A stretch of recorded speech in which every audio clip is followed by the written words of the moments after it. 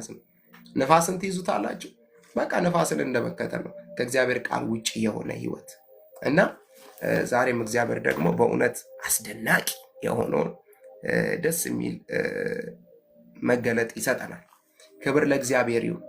መጽሐፍ ቅዱስ የያዛችሁ ሰዎች የማርቆስ ወንጌል ምዕራፍ 8 ከቁጥር 31 ጀምሮ ያለውን ቃል እናነብና በዛ ውስጥ ደግሞ ጌታ ኢየሱስ ክርስቶስ የተናገረውን ነገር እናያለን። የሰው ልጅ በጌታ በኢየሱስ ስም አነባለሁ። የሰው ልጅ ብዙ መከራ ሊቀበል ከዛ ከሽማግሌዎች፣ ከካህናት አለቆች፣ ከጻፎች ሊጣል፣ ሊገደል ከ3 ቀን በኋላ ሊነሳ እንዲገባ ያስተምራቸው ጀመር። ቃሉንም ገልጦ ይናገር ነበር። ጴጥሮስም ወደ እርሱ ወስዶ ይገስጸው ጀመር። እርሱ ግን ዘወር አለ። ደቀ መዛሙርቱንም አይቶ ጴጥሮስን ገሰጸውና ወደ ኋላ ሂድ፣ አንተ ሰይጣን፣ የሰውን እንጂ የእግዚአብሔርን ነገር አታስብምና። ኢየሱስ ክርስቶስ ለዘላለም ጌታ ነው። ድምፄ ይሰማል አይደለ? በኋላ ብቻዬን ደግሞ እንዳልሰብክ ጎበዝ።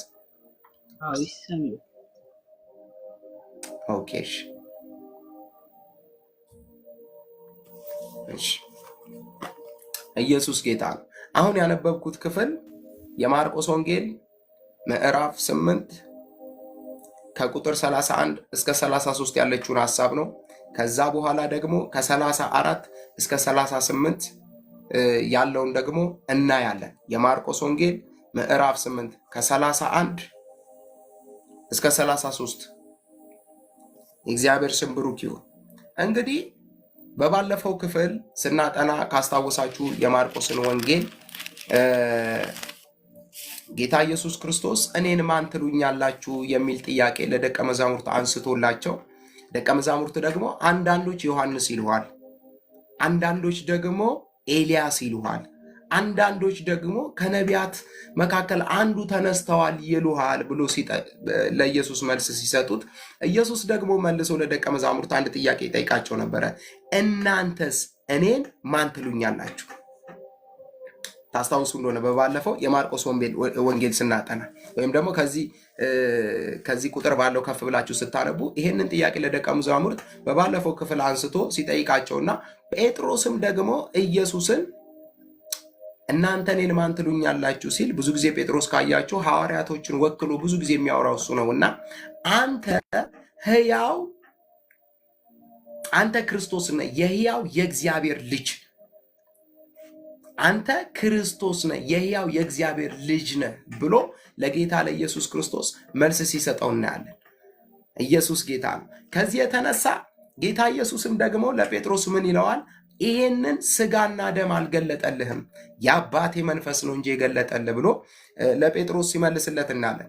የሚገርማችሁ ግን አሁን በዛሬ በምናየው ክፍል ላይ የማርቆስ ወንጌል ምዕራፍ 8 ከቁጥር 31 እስከ 33 ባለው ሐሳብ ላይ ጌታ ኢየሱስ ክርስቶስ አሁን ከፊት ስላለው ነገር፣ ስለሚገጥመው ነገር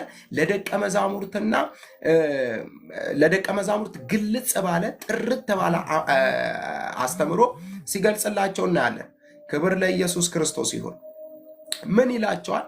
የሰው ልጅ በሽማግሌዎች፣ በካህናት አለቆች፣ ከጻፎች ጋር ሊጣል፣ ሊገደል ከ3 ቀንም በኋላ ደግሞ ሊነሳ ይገባቸዋል ብሎ ለደቀ መዛሙርት ሲነግራቸው እናያለን። የሚገርማችሁ ደቀ መዛሙርት ጌታ ኢየሱስ ክርስቶስን አንተ መሲህ ነህ ብለው ሲከተሉት በውስጣቸው አንድ ያሰቡት ሐሳብ አለ። ምክንያቱም በአይሁዶች ዘንድ መሲሁ ከመጣ በኋላ ንጉሥ ይሆናል ወይም ደግሞ ከሮማ አገዛዝ ነፃ አውጥቶን በእኛ ላይ ንጉሥ ሆኖ እስራኤልን ያስተዳድራል፣ እስራኤልን ይገዛል ብለው ነበር የሚያስቡት።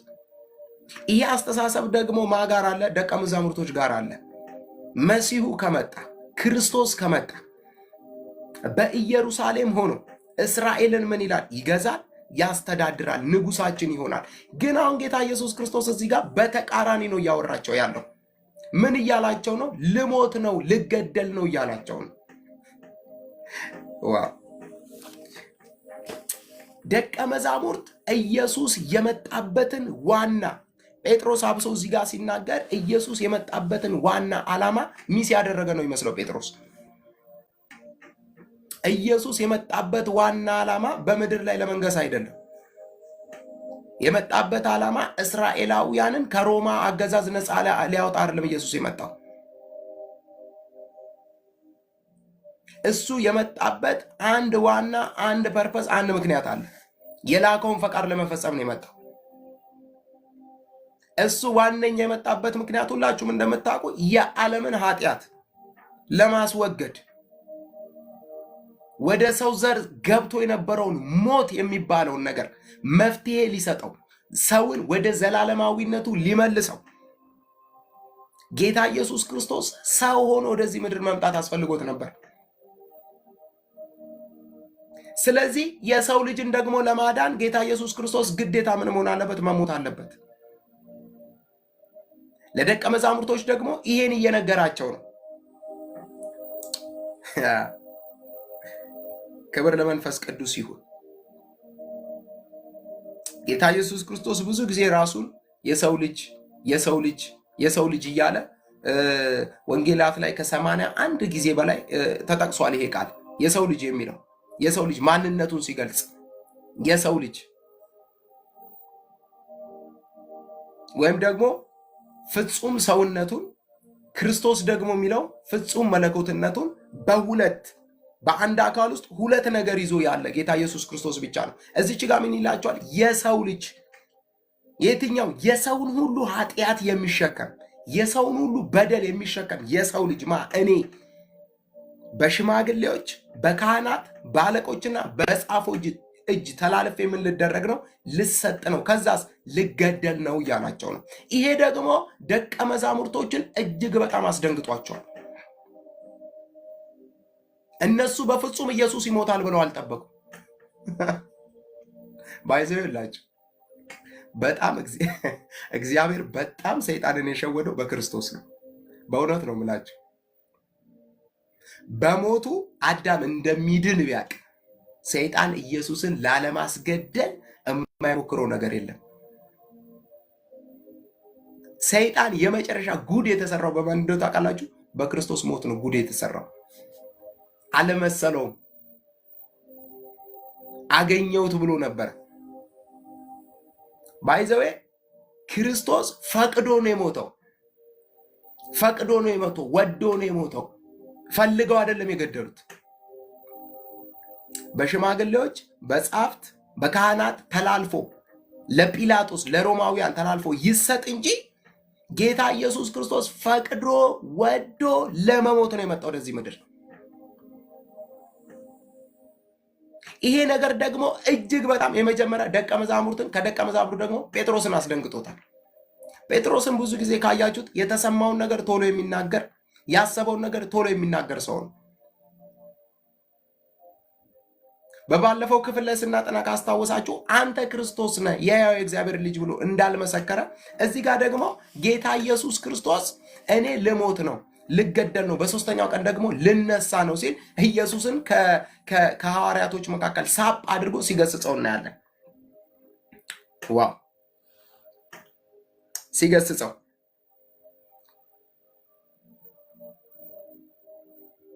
ሃሌሉያ! የሚገርማችሁ እንዴት እንደዚህ ትላለህ እያለ ጴጥሮስም ወደ እርሱ ወስዶ ይገስጸው ጀመር። እርሱ ግን ዘወር አለ። ደቀ መዛሙርቱንም አይቶ ጴጥሮስን ገሰጸውና ወደ ኋላ ሂድ አንተ ሰይጣን፣ የሰውን እንጂ እግዚአብሔርን ነገር አታስብምና። አያችሁ፣ ጌታ ኢየሱስ ክርስቶስ የጴጥሮስን ንግግር እያየ አይደለም።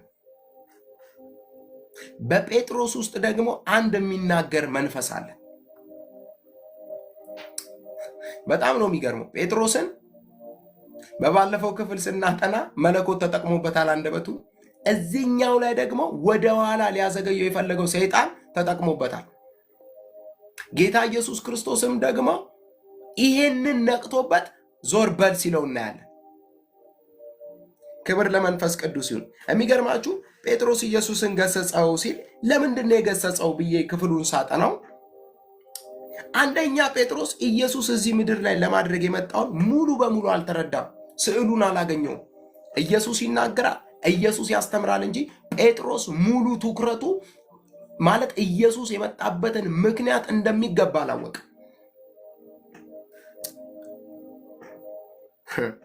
አንዳንድ ጊዜ እግዚአብሔር በሕይወታችን ላይ ሊያደርግ ያለውን ነገር አንዳንድ ጊዜ ሰዎች አይረዱ። እግዚአብሔር አንዳንድ ጊዜ እናንተ ላይ ያስቀመጠውን ጉዳይ አንዳንድ ጊዜ ሰዎች አይረዱ። ይሰሟቸዋል፣ ያደምጧቸዋል። ግን እግዚአብሔር በእናንተ ሊያደርግ ያለውን ነገር እግዚአብሔር በእናንተ ሊሰራ ያለውን ነገር አንዳንድ ጊዜ ሰዎች ላይረዱ ይችላሉ፣ ላይገባቸው ይችላል። አንዳንዱ ቆይቶ ነው የሚገባው፣ አንዳንዱ ዘግይቶ ነው የሚገባው። እግዚአብሔር ለምን ዓላማ እንደጠራችሁ፣ እግዚአብሔር ለምን ፐርፐዝ እንዳስቀመጣችሁ አንዳንድ ጊዜ ሰዎች ዘግይቶ ነው የሚገባቸው። ላይቀበሏችሁ ይችላሉ፣ ላያምኗችሁ ይችላሉ፣ ሊጠረጥሯችሁ ይችላሉ። ጴጥሮስ ኢየሱስ ለምን ፐርፐዝ እንኳን እንደመጣ ሙሉ ስዕሉን አላገኘም። ከዚህ የተነሳ የሰይጣንን ሐሳብ ለማስተናገድ ቅርብ ነበረ። ሰው ሰይጣንን መች መሰላችሁ ድል የሚነሳው? እግዚአብሔር በሕይወቱ ሊያደርግ ያለውን የእግዚአብሔርን ፈቃድ መረዳት ሲጀምር ነው።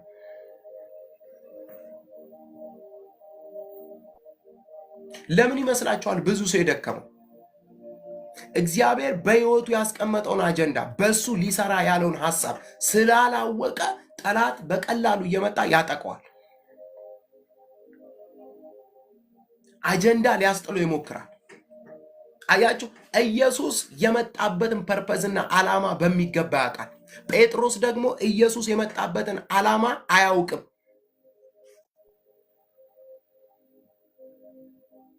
በጣም የነ ጴጥሮስን ኢየሱስን የተከተሉበትን መንገድ አንዳንዱን እኮ ስታነቡት በባለፈው ክፍልም ስናጠናው በጣም ኢየሱስን የተከተሉበት አንደኛው ምክንያት ኢየሱስ ሲነግስ እኛ ደግሞ በተለያየ አውራጃ ስልጣን ይሰጠናል የሚል አስተሳሰብ ውስጣቸው ነበር። አይገርምም? ኢየሱስ ለእግዚአብሔር መንግስት ስራ ጠርቷቸዋል። እነሱ ደግሞ ኢየሱስ በኢየሩሳሌም ላይ ሲነግስ እስራኤልን ሲገዛ ለእያንዳንዳችን የሆነ ግዛት ይሰጠናል ብለው አስበው አንዳንዶቹ ተከትለው ነበር። ኢየሱስ ደግሞ ይሄንን ፒክቸር ከውስጣቸው አውጥቶ የሰማይን መንግስት ነው ማስገባት የተያያዘው። ለዚህ ነው ሁልጊዜ ለብቻቸው በምሳሌ ያስተምራቸዋል። ለምን? የተጠሩበትን ምክንያት እሱ ደግሞ ከሰማይ የመጣበትን ምክንያት እንዲያውቁ ስለሚፈልግ። ጴጥሮስ ከዚህ የተነሳ ይህንን ነገር ሊያውቅ አልቻለም። ሌላው ክፍሉ ላይ ስታዩ ጴጥሮስ ኢየሱስን ከመውደድ ከሐዘኔታ ተነስቶ የተናገረ ይመስላል። አይሁንብህ ጌታ ሆይ፣ አይድረስብህ ጌታ ሆይ። ኢየሱስ ጌታ ነው። አንዳንድ ጊዜ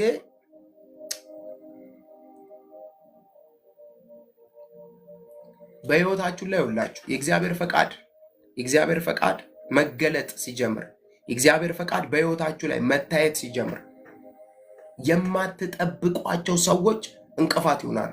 እግዚአብሔር ምስክሬ ነው የምላችሁ። በደንብ ስሙ። ያልጠበቃቸው ሰዎች፣ ያልገመታቸው ሰዎች፣ እነዛ ሰዎች ይመጡና በሕይወታችሁ ላይ እንቅፋት ይሆናሉ። አያስኬዷችሁ፣ ብዙ ርቀት አያራምዷችሁ። የሚገርማችሁ ልክ ጌታ ኢየሱስ ክርስቶስ የእግዚአብሔርን ዋና ፈቃድ መናገር ሲጀምር ጴጥሮስ ነው መቃወም የጀመረው። በሕይወታችሁ ብዙ ጊዜ ካያችሁ የእግዚአብሔር ፈቃድ መንቀሳቀስ ሲጀምር ተቃውሟችሁ የማያውቅ ሰው እናንተን ሊቃወማችሁ ይመጣል። መንገዳችሁ ላይ ሊቆም ይመጣል። ጌታ ኢየሱስ ክርስቶስ ጴጥሮስን የመጣበት ኦኬ ጴጥሮስ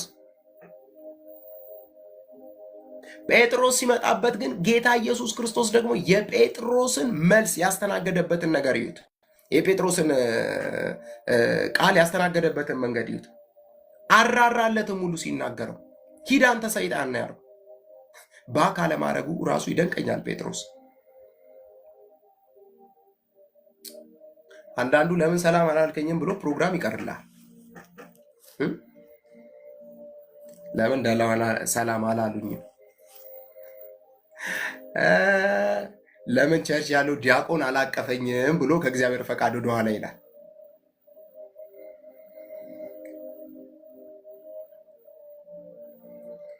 የሚገርማችሁ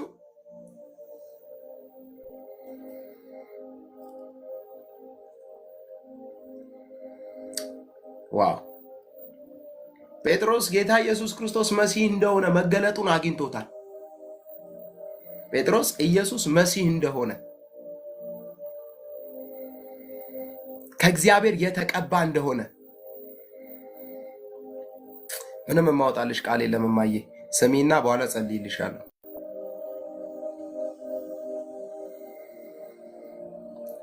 ኢየሱስ ጌታ ነው። ያው ቃል እያወጣን አይደለ? ከዚህ በላይ ቃል ምን አለ እማዬ? ያስኩት በይ። እኔ ስናገር ያስኩ ይሄን ቃል በይ። ይሄዳል ነገር እዮሽ ደግሞ ትከናወኛለሽ።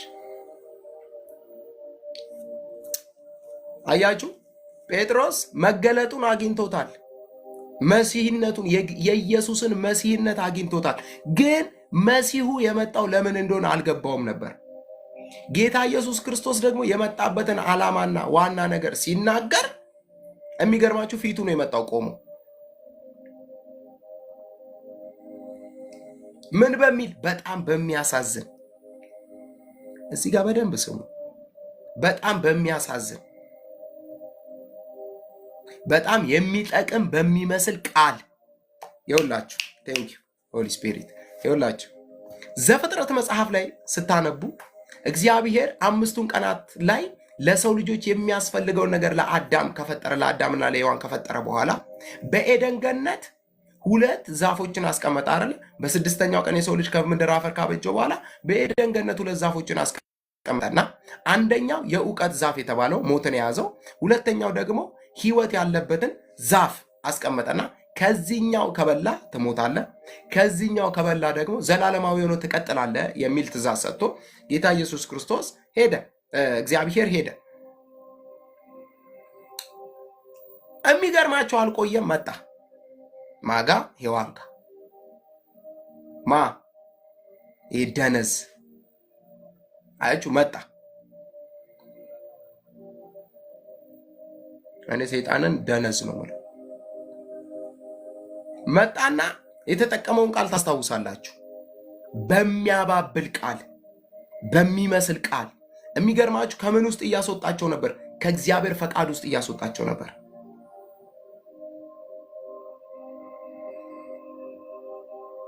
ባይዘዌ ሰይጣን በጣም በሚመስል ነገር ነው ይመጣላችሁ። ዘንድሮ እኮ አገልግሎት ብለሽ ሞትሽ፣ ልጆችሽ እኮ ቤትሽ እኮ ኧረ እባክሽ አንቺ በሚመስል ሊያስጥልሽ። እሱም መጣ። በእባቡ ተጠቅሞ እንዴት ናችሁ? ሰላም ናችሁ? ደህና ዋላችሁ? ኑሮ እንዴት ነው? ህይወት እንዴት ነው? መልካም ነው?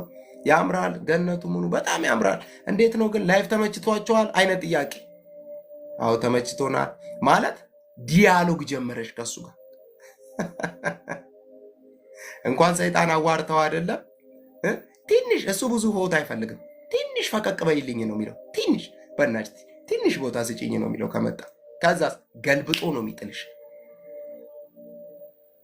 እና ምን አዲስ ነገር አለ አላችሁ? አይ ምንም የለም፣ እግዚአብሔር ይሄኛውን አትብሉ ብሎናል፣ የእውቀት ዛፍ። ያ የሚታይ ደግሞ ዘላለማዊ ዛፍ ነው፣ እሱን ደግሞ ብሉ ብሎናል። ኦኬ ነው እንዴ? የሚገርማችሁ እንደሱ እኮ እንዳትሆኑ ፈልጎ ነው። አሁን ምን ጀመሩ? ሐሜት ጀመሩ። ሔዋንና ሰይጣን ማንን? እግዚአብሔርን ሐሜት አገኛት። አቴንሽኗን አገኘ።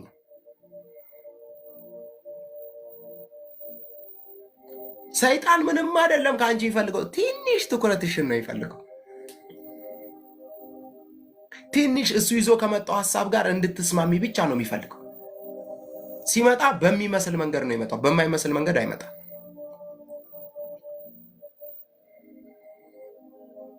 ኢየሱስ ጌታ ነው። የሚገርማችሁ እንደዛ ካላት በኋላ እንደሱ እንዳትሆኑ ነው።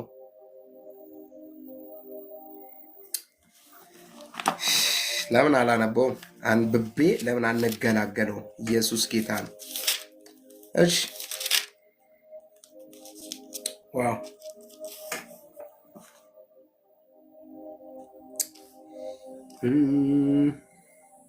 ዘፍጥረት ምዕራፍ 3 ላይ እባብም እግዚአብሔር አምላክ ከፈጠረው ከምድር አውሬ ሁሉ ይልቅ ተንኮለኛ ነበር። ሴቲቱ በውኑ እግዚአብሔር ከገነት ዛፍ ሁሉ እንዳትበሉ አዟልን አላት። እሺ ሴቲቱም ለእባቡ አለችው በገነት ካለው ከዛፍ ፍሬ እንበላለን፣ ነገር ግን በገነት መካከል ካለው ከዛፉ ፍሬ እግዚአብሔር አለ እንዳትሞቱ ከእርሱ አትብሉ አትንኩትም። እባብም ለሴቲቱ አላት ሞትን አትሞቱም፣ ከእርሷ በበላችሁ ቀን ዓይኖቻችሁ እንዲከፈቱ እንደ እግዚአብሔር መልካሙንና ክፉን የምታውቁ እንድትሆኑ እግዚአብሔር ስለሚያውቅ ነው እንጂ። ሴቲቱም ዛፉ ለመብላት ይውላችሁ አሁን ምኗን አግኝቶታል? ሐሳቧን አግኝቶታል። ሴቲቱም ዛፉ ለመብላት ያማረ እንደሆነ ለዓይንም እንደሚያስጎመጅ ለጥበብም መልካም እንደሆነ አየች። ከፍሬውም ወሰደችና በላች፣ ለባሏ ደግሞ ሰጠችው፣ እርሱም ከእርሷ ጋር በላ።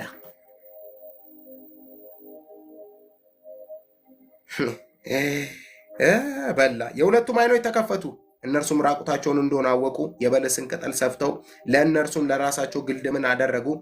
እነርሱም ቀኑ በመሸ ጊዜ የእግዚአብሔር የአምላክን ድምፅ ከገነት ውስጥ ሲመላለስ ሰሙ። አዳምና ሚስቱ ከእግዚአብሔር ከአምላክ ፊት በገነት ዛፎች መካከል ተሸሸጉ።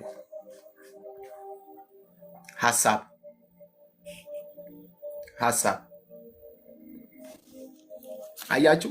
በተመሳሳይ እዚች ጋር ሰይጣን ማንን ጥሏል? አዳምና ሔዋንን ጥሏል። ምንን አቅርቦ? ሐሳብ።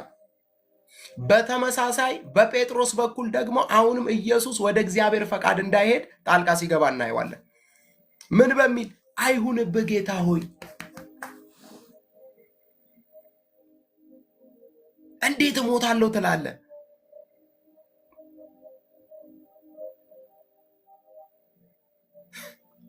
ጌታ ኢየሱስ ክርስቶስ ደግሞ የመለሰለት መልስ አለ። ክብር ለመንፈስ ቅዱስ ይሁን። እርሱ ግን ዘወር አለና ደቀ መዛሙርቱን አይቶ ጴጥሮስንም ወደ ኋላ ሂድ አንተ ሰይጣን፣ የሰውን እንጂ የእግዚአብሔር ነገር አታስብምና አለው። ይኸውላችሁ ሁልጊዜ ሰይጣን ከእግዚአብሔር ሐሳብ በተቃራኒ እንድትቆሙ ነው የሚፈልገው። ሁልጊዜ ሰይጣን እግዚአብሔር ከሚለው ነገር በተቃራኒ እንድትቆሙ፣ በተቃራኒ እንድታስቡ፣ በተቃራኒ እንድትጠራጠሩ ነው የሚፈልገው። በተቃራኒ ሰይጣን አንድም ቀን እሱን እንድትፈሩት አይፈልግም። እሱን እንድታምኑት አይፈልግም።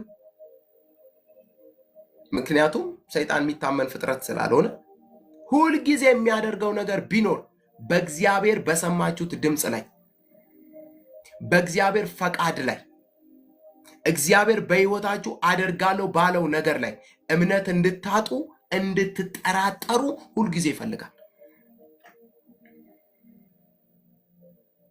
ሰይጣን ሁልጊዜ ከእግዚአብሔር ሐሳብ በተቃራኒ እንደቆመ ነው። ለዚህ ነው ጌታ ኢየሱስ ክርስቶስ ዞር በል አለው። ማንም? ጴጥሮስ። ክብር ለእግዚአብሔር ይሁን።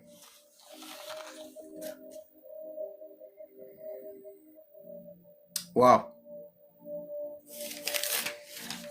ኢየሱስ ጌታ ነው። አያችሁ መጽሐፍ ቅዱስ ሲናገር ባይዘው የማርቆስ ወንጌል ዋነኛ ማለት የማርቆስ ወንጌል የመልእክቱ ዋና እምብርት ወይም ክፍል የማርቆስ ወንጌል ምዕራፍ 10 ቁጥር 45 ነው። እንደዚህ ይላል፣ የሰው ልጅ ሊያገለግልና፣ የሰው ልጅ ማለት ራሱ ኢየሱስን እያወራ ነው። የሰው ልጅ ሊያገለግልና ሕይወቱን ለብዙዎች ቤዛ አድርጎ ሊሰጥ መጣ እንጂ። ኢየሱስ ክርስቶስ ጌታ ነው። አሁን የመጣበትን ዋና ዓላማ ማርቆስ ሲናገር የሰው ልጅ ሊያገለግልና ሕይወቱን ለብዙዎች ቤዛ አድርጎ ሊሰጥ መጣ እንጂ ሊገለገል አልመጣም። ምን ማለት ነው? ሊነግስ አልመጣም። በኢየሩሳሌም ላይ ንጉሥ ሆኖ ሊቀመጥ አልመጣም። ፕሮፌት አፖስትል ምናምን ሆኖ ሊቀመጥ አልመጣም። የመጣበት ዋና ምክንያት ኢየሱስ ምንድን ነው? ለሰው ልጆች ቤዛ ለመሆን ነው። እግዚአብሔር ፈቃድ በኢየሱስ ላይ የነበረው እግዚአብሔር ፈቃድ አየ በኢየሱስ ላይ የነበረው የእግዚአብሔር ፈቃድ የሰው ልጅ ሊያገለግል፣ አንድ ህይወቱን ለብዙዎች ቤዛ አድርጎ ሊሰጥ፣ ሁለት ሊያገለግል ለብዙዎች ህይወቱን ቤዛ አድርጎ ሊሰጥ ነው የመጣው እንጂ ምን ሊል አይደለም፣ ሊገለገል አይደለም የመጣው።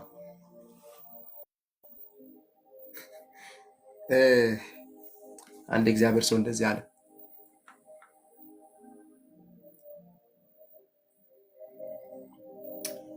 በጥንቱ አንዱ 5000ውን ሊመግብ መጣ፣ በአሁኑ ደግሞ 5000 አንዱን ይመግቡታል አለ። ምን ማለት ነው? አንዱ ኢየሱስ 5000ውን ሊመግብ መጣ፣ የዘመኑ ደግሞ 5000 ሰበስብና 5000 አንዱን ይመግቡታል።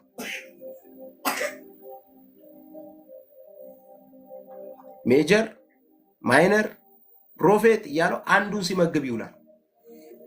እዚህ ክፍል ላይ ግን ምን አለ ጌታ ኢየሱስ ክርስቶስ? የሰው ልጅ ዋና የመጣበት ዓላማ አለ ሊያገለግል፣ ራሱን ደግሞ ለብዙዎች ምን አድርጎ ሊሰጥ?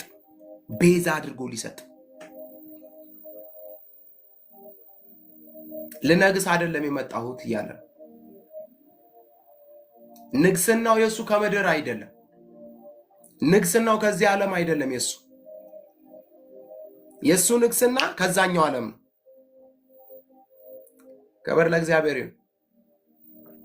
ከዛኛው ዓለም፣ ከዚህኛው ዓለም አይደለም፣ ከዛኛው ዓለም። ኦኬ፣ ከዛኛው ዓለም። የአምላካችን እግዚአብሔር ስም የተባረከ ይሁን። ኢየሱስ ጌታ ነው። አያችሁ። ስለዚህ ጌታ ኢየሱስ ክርስቶስ የእግዚአብሔርን ፈቃድ በንቃት ነበር የሚያገለግለው። የመጣውን ድምፅ የመጣውን ንግግር በጠቅላላ አሜን ብሎ አይቀበልም። ሰዎች ይውላችሁ፣ ሰዎች እግዚአብሔር በሕይወታችሁ ላይ እያደረገ ያለውን ነገር ይዘው የሚመጡትና የሚያስገቡባችሁን ቃሎች በጠቅላላ እየመረጣችሁ ነው መስማት ያለባችሁ።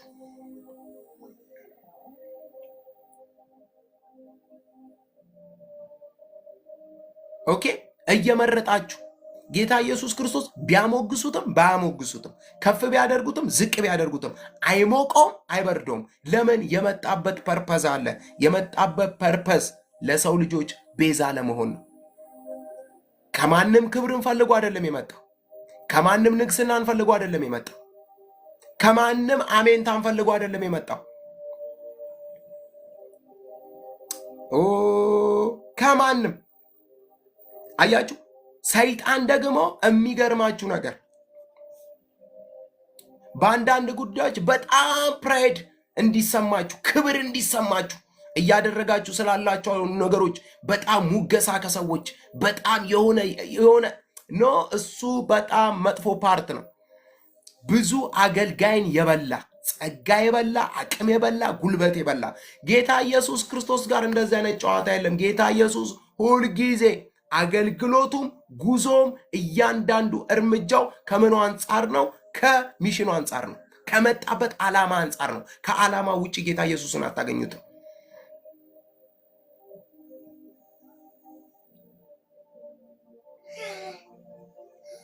ሁልጊዜ ጌታ ሲናገር ካያችሁት አንድ የሚናገረው ነገር እኔ ላከኝም ፈቃድ ልፈጽም መጥቻለሁ ነው የሚለው። ዋው ፍሪ ዌልካም። የማንም ፈቃድ? የላከኝም ፈቃድ ልፈጽም መጥቻለሁ። እያንዳንዱ ሰው እዚህ ምድር ላይ ሲመጣ በዓላማ ነው የመጣው። በክርስቶስ ኢየሱስ ደግሞ ሲያምን ኢየሱስ ክርስቶስ ለዘላለም ጌታ ነው። የእግዚአብሔር ፈቃድ በሕይወቱ አለ። ሜርሲ እግዚአብሔር ፈቃድ አለባት። ሪቾ እግዚአብሔር ፈቃድ አለባት።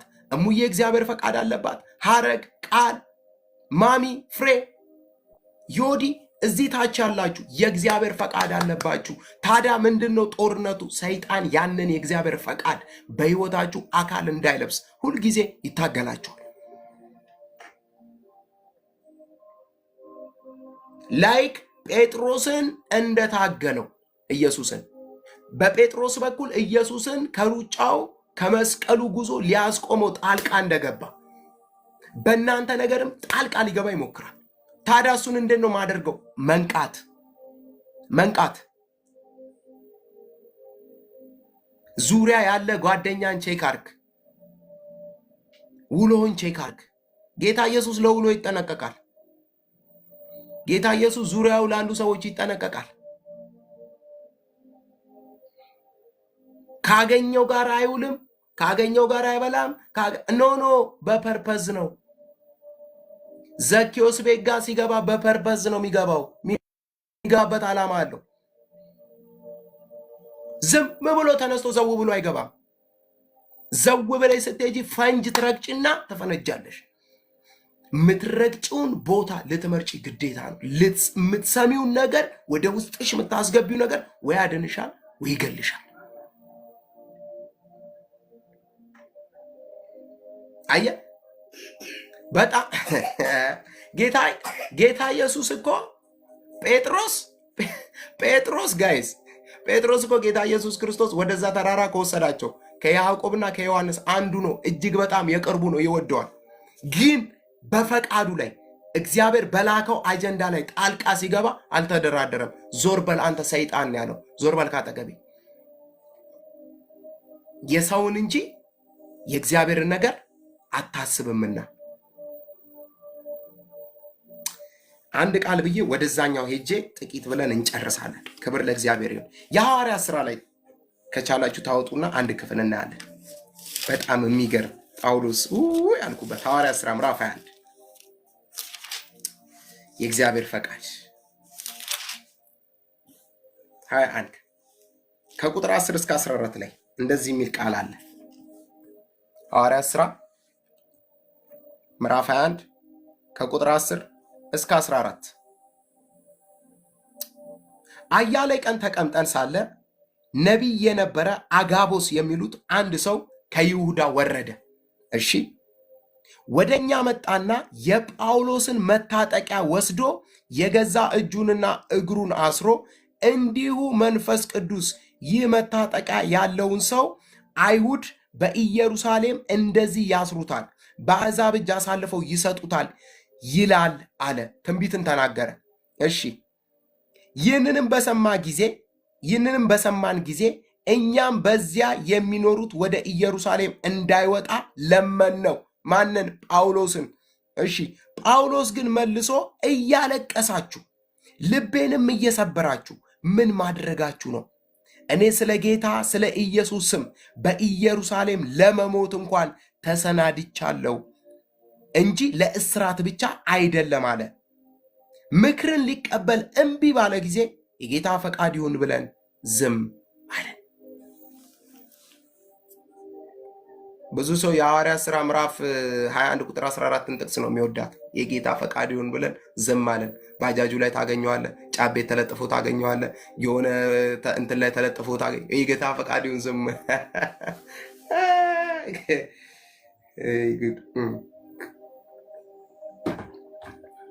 የጌታ ፈቃድ ይሁን ብለን ዝም አለን። አጋቦስ የጳውሎስን ልብስ አነሳና አጋቦስ የሚባለው ነቢይ የጳውሎስን ልብስ አነሳና እጆቹን አሰረ፣ እግሩን አሰረና የዚህ ልብስ ባለቤት ወደ ኢየሩሳሌም ሲሄድ እስር ይጠብቀዋል፣ ዱላ ይጠብቀዋል፣ ቦክስ ይጠብቀዋል፣ ብዙ አይነት የተለያዩ አይነት ዓለማችን ላይ ያሉ ምጦች የዚህ ባለቤት ይጠብቀዋል። ልክ ይሄንን ሲሰሙ የኤፌሶን ቅዱሳን ጳውሎስን እባክህን ወደ ኢየሩሳሌም አትውረድ፣ ትሞትብናለህ። ማን ኦፍ ጋድ እዚህ ነው መቆየት ያለብህ። ይህንን አኖይንቲንግ ይዘዋት ፕሊዝ።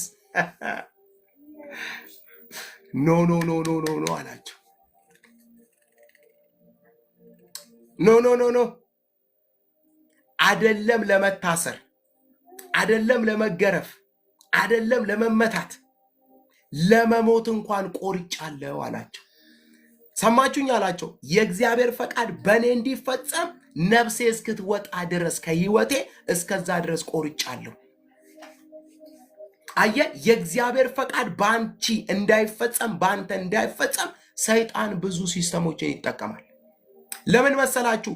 በጳውሎስ ኢየሩሳሌም ላይ የሚሰራውን ስራ ዴቪል በደንብ ጠንቅቆ ያውቀዋል። ታስታውሱ እንደሆነ የኤፌሶን ከተማ ላይ እኮ ጳውሎስ ሲመጣ ኤፌሶን ከተማ ነውጥ በነውጥ ነው የሆነችው።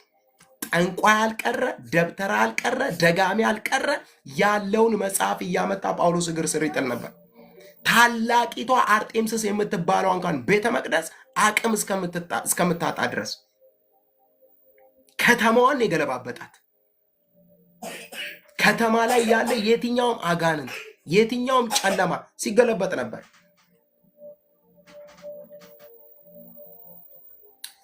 ክብር ለእግዚአብሔር ይሁን። የእግዚአብሔር ፈቃድ በህይወታችን ላይ እጅግ በጣም ልንደራደርበት የማይገባ ጉዳይ ቢኖር የእግዚአብሔር ፈቃድ። ምን ብሎሻል እግዚአብሔር? በህይወት ላይ ምን አደርጋለሁ ብሏል እግዚአብሔር?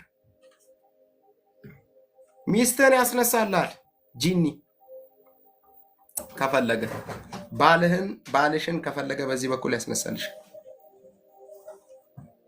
እናት ያስነሳል፣ አባት ያስነሳል። እሱ ቀጥሎ እናየዋለን። ጌታ ኢየሱስ የተጠቀመውን ቃል ጓደኛሽን ያስነሳል። የእግዚአብሔር ፈቃድ በህይወትሽ አካል እንዳይለብስ።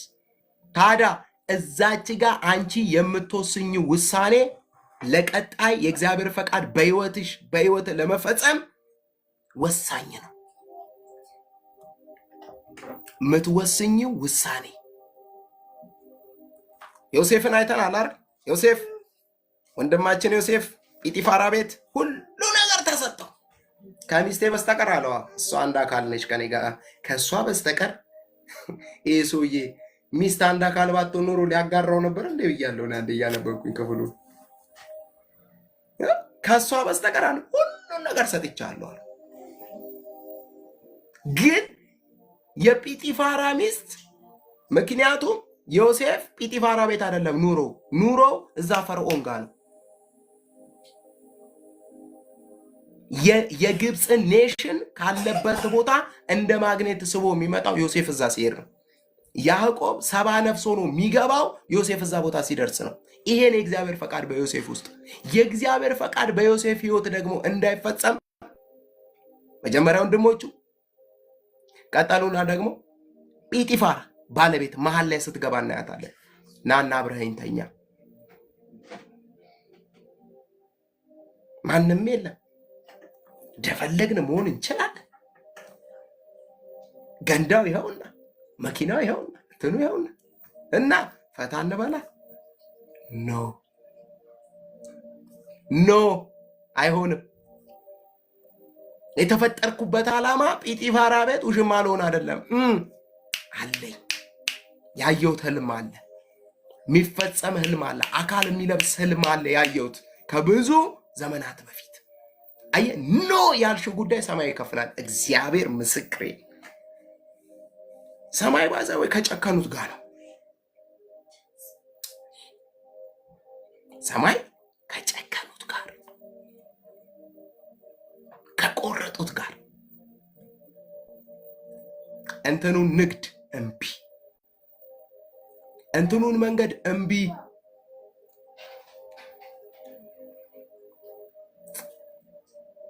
ምን ላርግ ታዲያ? እንዴት ትዳር ሳጣ ምን ላርግ ታዲያ? ቸርች ወደዚህ ባይ ምንም የለም።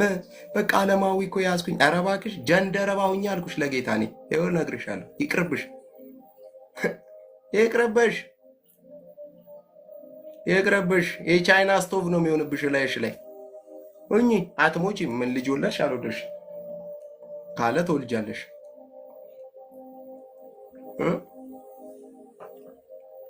ትርፉ ወጥ መስራትና ልጅ መውለድ የሚበልጠው እግዚአብሔር ፈቃድ ነው።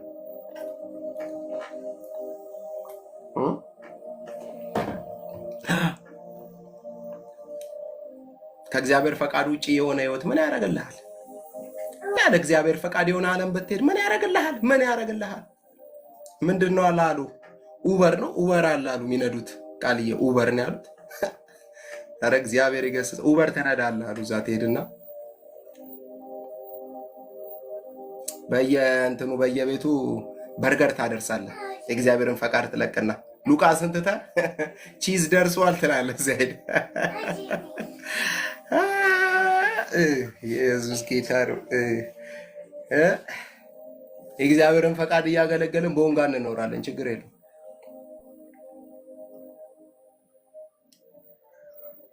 የእግዚአብሔርን ፈቃድ እያገለገልን ሆሳና እንኖራለን። ሄደን ካለን እንወጣለን። እግዚአብሔር ችግር የለበትም። ዓለምን ቪዛ እያስደበደበልህ ያዞራል። ምንም ችግር የለበትም። በፈቃዱ ውስጥ ከሆንክ አንዳንዱ በጣም የላይፍ ጥግ ይመስሏል፣ የህይወት ጥግ ይመስሏል። የሆነ ዓለም ሄዶ መኖር፣ የሆነ ነገር ማድረግ፣ የሆነ ምግብ መብላት። ሆድ አበላኸው አላበላኸው ያው ነው። ሆድ አያመሰግን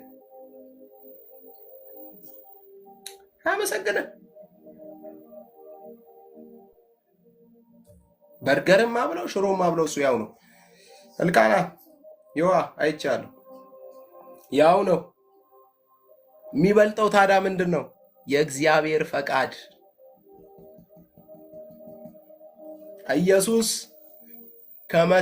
ኢየሱስ በመስቀሉ እንዲመጡበት አይፈልግም። ሰማይ እሱን ወደ ምድር፣ እሱ ደግሞ ከመለኮትነት ዝቅ ያለበት ጉዳይ ነው መስቀል። ማንም ከፊቱ እንዲቆምበት አይፈልግም። ማንም እንዲያባብለው፣ ማንም እንዲነግረው አይፈልግም። ኢየሱስ ጌታ ነው። አያችሁ፣ የሚገርማችሁ ይሄንን ክፍል እንደዚህ ካልን እዛው ሉቃስ ላይ ስንሄድ ማርቆስ ላይ የመጨረሻውን ማጠቃለያ እሱን እናይና እንጨርሳለን። በእውነት እየተባረካችሁ ነው አይደለ? የተባረክ ያለው የሚል ሰው 2 ቁጥር ይጻፍልኝ። አላችሁ አሺ ያላችሁ ይላል ሲያስተምር። ኢየሱስ ጌታ ነው። ክብር ለእግዚአብሔር ይሁን። የሚገርማችሁ ነገር አሁን ከቁጥር 34 ጀምሮ ቅድም የማርቆስ ወንጌል ምዕራፍ 8 ከቁጥር 31 እስከ 33 ያለውን አነበብን አይደል? አሁን ደግሞ ከ34 እስከ 38 አይ ቲንክ ደግሞ ምዕራፍ 9 ቁጥር 1ን ከዚህ ጋር ጨመቅ አድርገ ነው ሐሳቡ ተመሳሳይ ስለሆነ እናየዋለን። ግን ከ34 እስከ 38 ደግሞ ጌታ ኢየሱስ ክርስቶስ ጠንከር ያለ መልስ ለደቀ መዛሙርቶች የተናገሩበትን እናያለን። ጠንከር ያለውን መልስ፣ መረር ያለውን መልስ። ክብር ለእግዚአብሔር ይሁን። ኢየሱስ ጌታ ነው። ክርስትና ጭምልቅና እንዳልሆነ፣ ክርስትና የሆነ ነገር እንዳልሆነ ጌታ ኢየሱስ ክርስቶስ መረር እያደረገ ለደቀ መዛሙርቶች የተናገረበት። ሃሌሉያ። ደቀ መዝሙርነትን በሚገባ ያወራበት፣ ደቀ መዝሙርነትን በሚገባ የተናገረበት ክፍል እናያለን። እንዲህ ይላል፣ ህዝቡንም ከደቀ መዛሙርቱ ጋር ጠርቶ። የሚገርማችሁ ቀደም እዚች ጋር መንፈስ ቅዱስ ኢየሱስ ጌታ። ቀደም ጴጥሮስን ለብቻው ሲገስጸው አይተናል። ሂድ አንተ ሰይጣን፣ የእግዚአብሔርን እንጂ የሰውን ሐሳብ እንጂ የእግዚአብሔርን ሐሳብ ማድረግ አትችልም፣ ማሰብ አትችልም እያለ ጴጥሮስን ሲገስጹ አይተናል። እዚህ ጋር ደግሞ የሚገርማችሁ ደቀ መዛሙርቶችን ብቻ አይደለም የጠራው፣ የነበሩትን ህዝቦች በጠቅላላ ጠራ። ዙሪያው ላይ የነበሩትን። አሁን ምን ሊሆን ነው? አሁን መረር ቆምጨጭ ያለውን ነገር ጌታ ኢየሱስ ክርስቶስ የሚናገርበት ሰዓት ላይ ደርሰናል። ከዚህ በፊት ካያችሁ በምሳሌ በተለያየ አይነት ነገሮች ጌታ ኢየሱስ ለህዝቡ ሲያስተምር ነበር። አሁን ግን የደቀ መዝሙርነትን ጥሪ ሲያመጣ እናያለን። ኢየሱስ ጌታ ነው። ምን ይላል? ህዝቡንም ከደቀ መዛሙርቱ ጋር ጠርቶ እንዲህ አላቸው፣ በኋላዬ ሊመጣ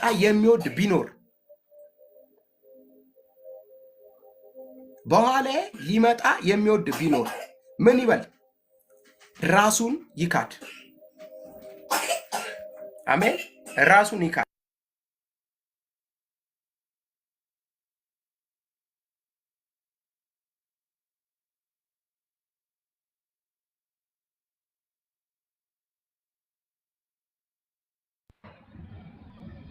ጌትዬ ሚውት ነህ፣ ሚውት ነህ።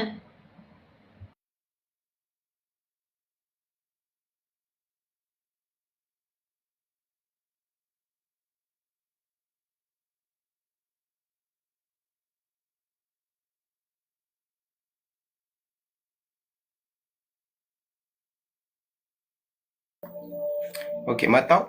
ኦኬ እሺ። ሕዝቡንም ከደቀ መዛሙርቱ ጋር ጠርቶ እንዲህ አላቸው፣ በኋላዬ ሊመጣ የሚወድ ቢኖር ራሱን ይካድ። በደንብ እቺን ረገጥ አድርገን ውጠናት ነው የምንወጣው። ዛሬ ውጠናት ጠጥተናት ነው የምንወጣው። ራሱን ይካድ፣ መስቀሉን ተሸክሞ ይከተለኝ። ነፍሱን ሊያድን የሚወድ ሁሉ ያጠፋታልና።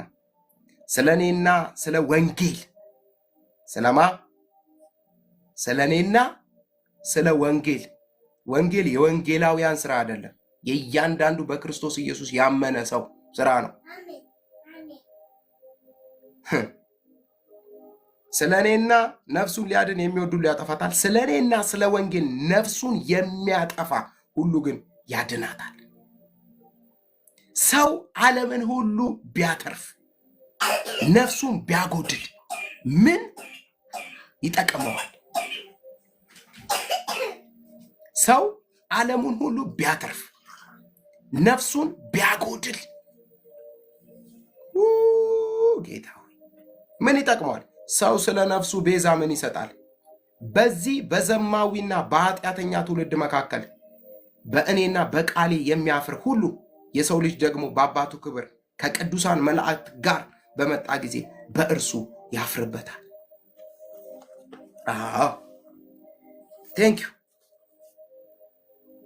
እንግዲህ እዚች ጋር እንግዲህ ከመጀመሪያው ስናይ ጌታ ኢየሱስ ክርስቶስ ሕዝቡንና ደቀ መዛሙርቱን ወደ ራሱ ጠርቶ ሲያወራቸው እናያለን። አሁን ሕዝቡን 5000 እየመገበ የሆነ ነገር እያደረገ እሽሩሩ የሚልበት ሰዓት አይደለም። ይሄ ጥሪ ባይዘዌ ይሄ ጥሪ ውሳኔ ያለበት ነው። ውሳኔ የሚታይበት ነው። ጨርቄን ማቄን ሳይል ሰው ክርስቶስን የሚከተልበት እኔን የሚከተል ሲል እርሱን የሚከተሉበትን ጥሪ እየነገራቸው ነው። ምክንያቱም በዛ ዘመን ኢየሱስን መከተል በራሱ ዋጋ ያስከፍላል። ታስታውሱ እንደሆነ በአንዳንድ ምኩራብ ላይ አይደለ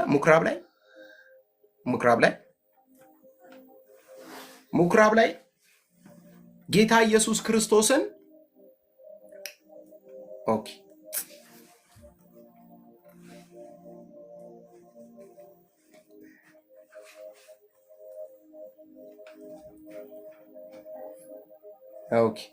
ኢየሱስ ጌታ ነው።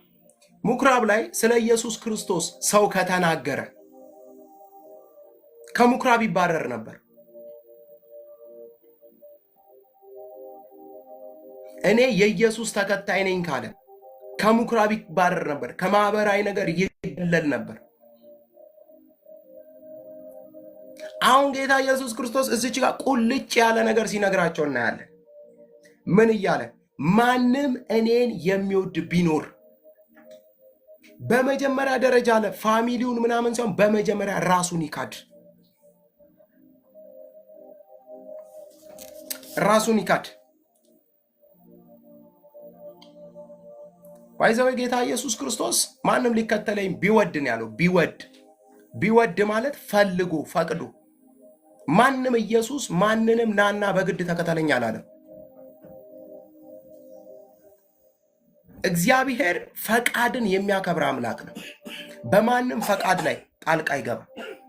በሜርሲ ፈቃድ፣ በሪቾ ፈቃድ፣ በእሙ ፈቃድ፣ በቃልዬ ፈቃድ እዚህ ባላችሁ በናረግ በሁላችሁም ላይ በፈቃዳችሁ እግዚአብሔር ጣልቃ መግባት አይፈልግም እና ምንም ነገር ወዳችሁ ፈቅዳችሁ እንድታረጉ ነው የሚፈልገው።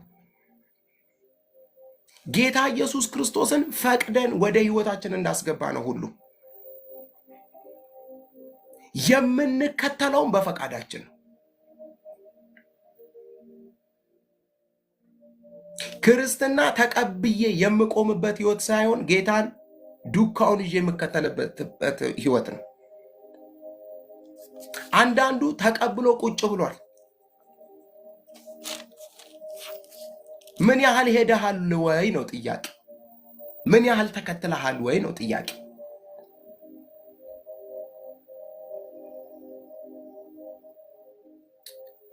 ኦኬ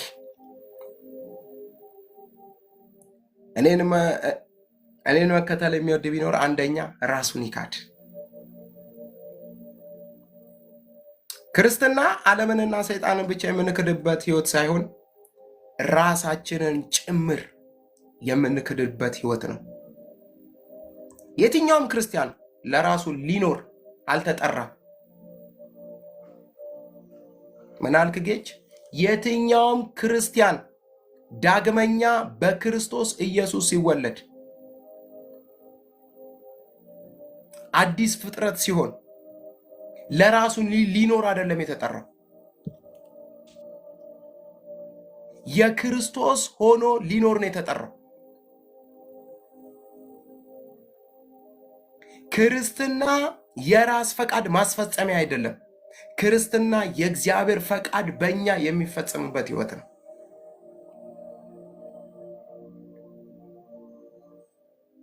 እደግማለሁ። ክርስትና የራሳችንን ፈቃድ የምናስፈጽምበት ህይወት አይደለም። ክርስትና የእግዚአብሔር ፈቃድ በእኛ ህይወት የሚፈጸምበት ህይወት ነው። ለምን መሰላችሁ? ብዙ ሰው እንዲህ አልኩኝ። ዛሬ 3 አይነት ሰዎች መጥተዋል። የት? ወደ እግዚአብሔር ቤት። አንዳንዶች ሰው አይተው መጥተዋል። አንዳንዶች አንዳንድ ነገሮች እንዲሳኩላቸው መጥተዋል። አንዳንዶች ደግሞ ህይወት አይተው መጥተዋል።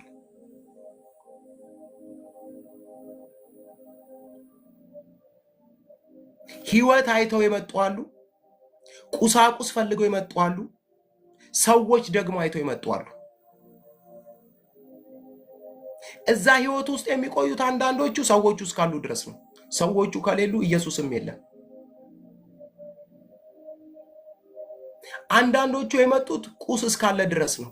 ያ ቁስ በህይወታቸው ላይ መኪና ፈልገው መጥተው ሊሆን ይችላል። ቤት ፈልገው መጥተው ሊሆን ይችላል። ወይ የሆነች ጎናቸው ላይ ወጣች እባጭ እሷ እስክትቀልጥድላቸው ድረስ መጥተው ሊሆን ይችላል። እሱ ነገር ካልተሳካስ ቸርች የሉ፣ ህይወት ውስጥ የሉ።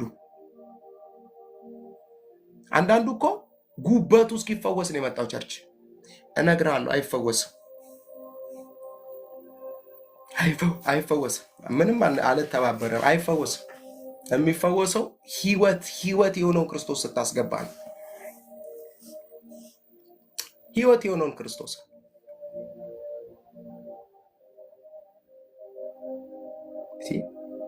ነገ የምትጋጭበትን መኪና ፈልገ ለምን ትመጣለህ? ረጋ። ህይወት ይበልጣል። አይ ህይወትን ፈልገው ደግሞ ይመጡዋል። ኢየሱስን ተርበው ኢየሱስን ፈልገው ደግሞ ይመጡዋል። ክብር ለእግዚአብሔር ይሁን። ክርስትና ቁስ መሰብሰቢያ አይደለም። አስፈላጊም ከሆነ ክርስትና ጳውሎስ ሆስፒታል አይደለም፣ ፈውስ ብቻ።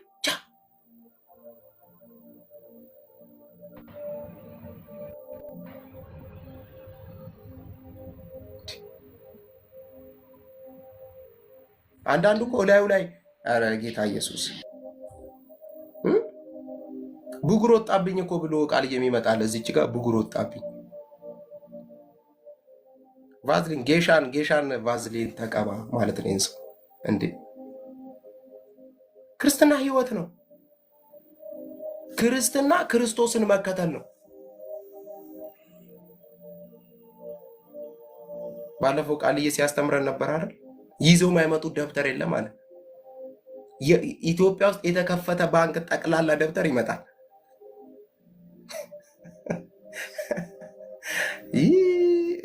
እንደዛ ቢሆን የኔና የቃል አካውንት በጣም ይጨናነቅ ነበር። በጣም አጨናንቀው ነበር።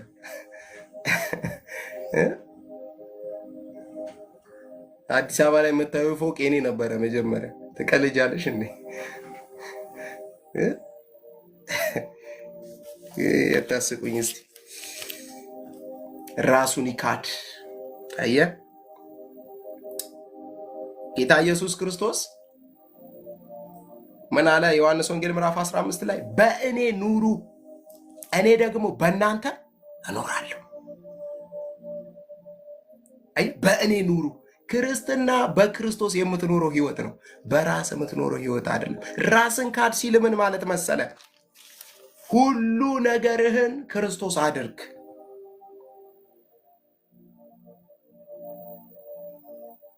ኢየሱስ ጌታ ነው። አንድ ቃል ፕሊስ ባነበው ደስ ይለኛል። እኔ ጳውሎስ በጣም ነው የምወደው። ገላትያ ምዕራፍ 2 ቁጥር 20 ላይ የተናገረውን ቃል በጣም እሱ ቃል በቃ ሁለተኛ ለራሴ እንዳላስብ አድርጎኛል። ገላትያ ምዕራፍ 2 ቁጥር 20 ላይ እንደዚህ ይላል፣ ከክርስቶስ ጋር ተሰቅያለሁ። ራስን መካድ። ከክርስቶስ ጋር ተሰቅያለሁ፣ እኔ አሁን ሕያው ሆኜ አልኖርም። እሺ ጳውሎስ፣ ክርስቶስ በእኔ ይኖራል። አሁንም በሥጋዬ የምኖርበት ኑሮ በወደደኝ ስለ እኔ ራሱን በሰጠው በእግዚአብሔር ልጅ ላይ ባለ እምነት ነው የምኖረው አለ። እኔ አሁን ሕያው ሆኜ አልኖርም እና ክርስቶስ በእኔ ሕያው ሆኖ ይኖራል። አሁን በሥጋ የምኖረው ኑሮ በወደደኝና ስለ እኔ ራሱን አሳልፎ በሰጠ በእግዚአብሔር ልጅ ላይ ባለኝ እምነት ነው።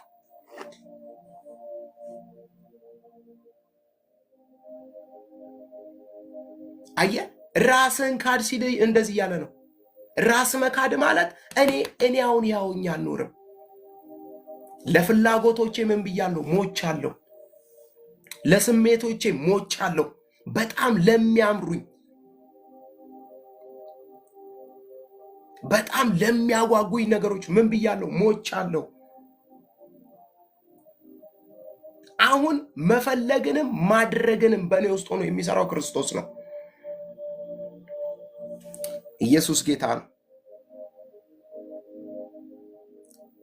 ራስን መካድ ማለት የራስን ምኞት ፍላጎት ትቶ እንደ ክርስቶስ ፍላጎት መኖር ማለት ነው። ራስን መካድ ማለት የራስን ምኞት ፍላጎት ትቶ እንደ ክርስቶስ ፍላጎት መኖር ነው።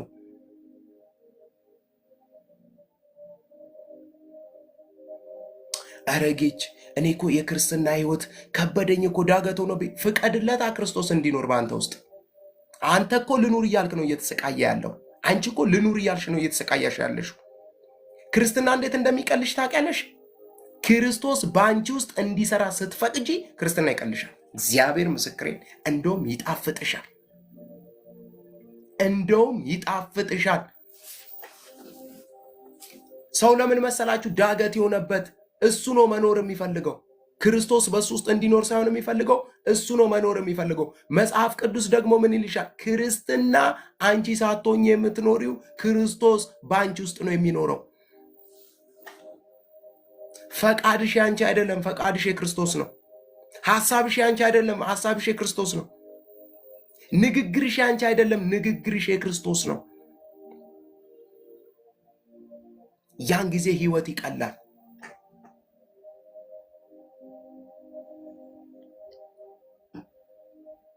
ፍቀጂለትስ፣ ፍቀጂለት፣ ስጪው፣ እያንዳንዱ ነገር ስጪው፣ አስረክቢው።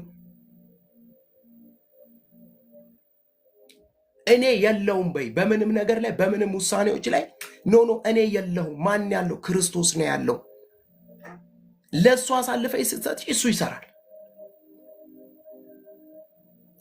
ኢየሱስ ጌታ ነው። አየ ሌላ ሁለተኛ ምን አለ ጌታ ኢየሱስ? መስቀሉን ይሸከማል። እንግዲህ ማርቆስ ወንጌልን ስናጠና ማርቆስ ለመጀመሪያ ጊዜ መስቀል ብሎ የተጠቀመው ቃል እዚህ ጋር ነው። መስቀል የሚለውን ቃል የተጠቀመበት ክፍል እዚህ ማርቆስ ምዕራፍ 8 ላይ ነው።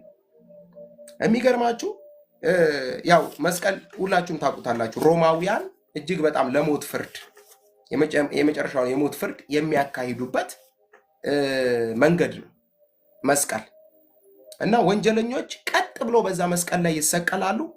የሚገርማችሁ እጅግ በጣም አሰቃቂ ሞት የሚባለው ነገር ቢኖር የመስቀል ሞት ነው። ለምን ቢባል የሰውየው ነፍስ ቶሎ አይወጣም። ምን ይደረጋሉ? መስቀሉ ላይ ወይ በሚስማር ይቸነከራሉ ወይ ደግሞ በገመድ ይታሰራሉ፣ እንዲንጠለጠሉ ይደረጋሉ። የሚገርማችሁ ነገር ሞት የሚባለው ነገር ነው የሚናፍቃቸው። ከዚህ የተነሳ የመስቀል ሞትን አሰቃቂ ያደርገዋል። ሌላው በጣም የሚገርመው እያንዳንዱ የመስቀል ሞት የተፈረደበት ሰው እስከሚሰቀልበት ቦታ ድረስ መስቀሉን ተሸክሞ ራሱ ነው የሚመጣው። ሰው አይሸከምለትም። አይገርም? መስቀል የተፈረደበት የመስቀል ሞት የተፈረደበት ሰው መስቀሉን የራሱን መስቀል እኮ ነው የራሱ የሚሰቀልበትን መስቀል ካለበት ቦታ ተሸክሞ እስከሚሰቀልበት ቦታ ድረስ ይዞ ይመጣል። ከዛ እዛ ላይ ይደረግና ይሰቀላል ሰውዬው።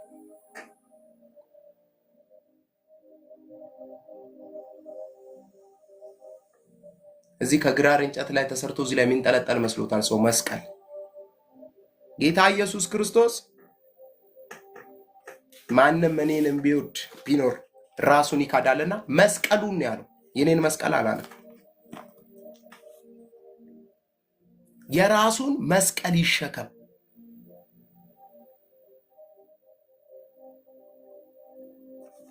መስቀል አያችሁ ምን ማለት ነው? የትኛውም ጌታ ኢየሱስ ክርስቶስን የተቀበለና እየተከተለ ያለ ሰው የደቀ መዝሙርነት ዋጋ የሚያስከፍለውን ነገር በጠቅላላ ለመክፈል ዝግጁ መሆን አለበት።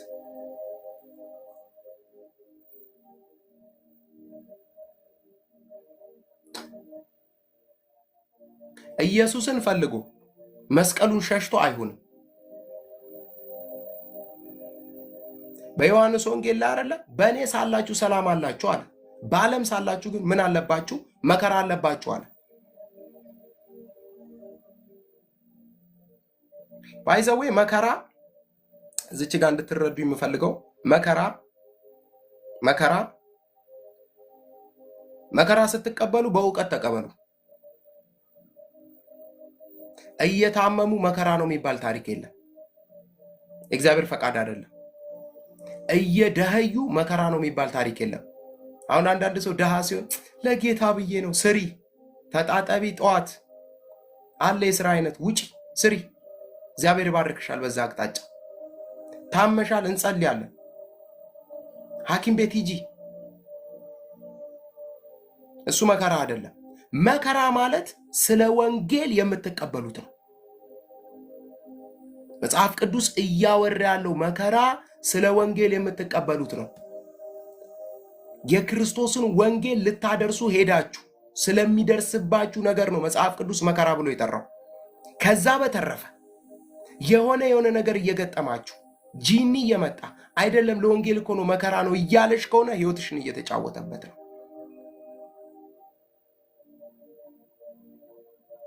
ለምሳሌ መስሪያ ቤት እየሰራሽ ወንጌል በመመስከርሽና በመናገርሽ አለቃሽ ሊነሳብሽ ይችላል፣ መከራ ነው።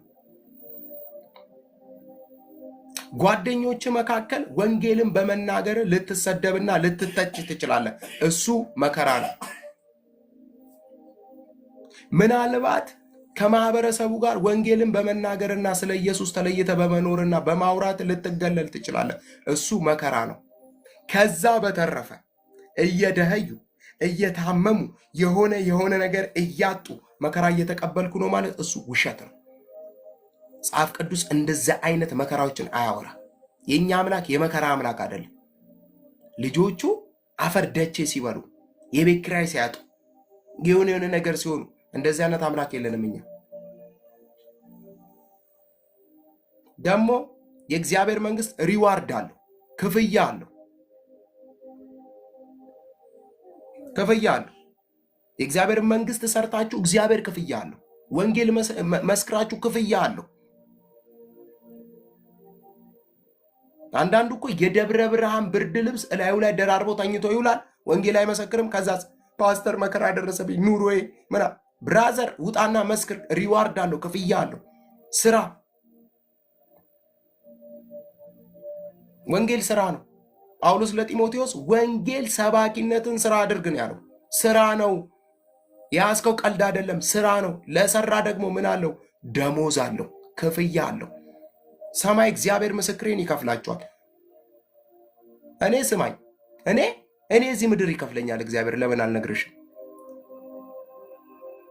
አዎ በሰማይ አክሊል አለኝ። አዎ እዚህ ምድር ላይ ግን እግዚአብሔር ደግሞ ያለመልመኛል። ወንጌል እየሰራው የእርሱን መንግስት እያስፋፋው እግዚአብሔር ምስክሬ ራስ እንጂ ጅራት አያደርግሽም እግዚአብሔር። እንኳን እሱ አይደለም የሀገራችን መንግስት እንኳን ሰርተን ይከፍላል።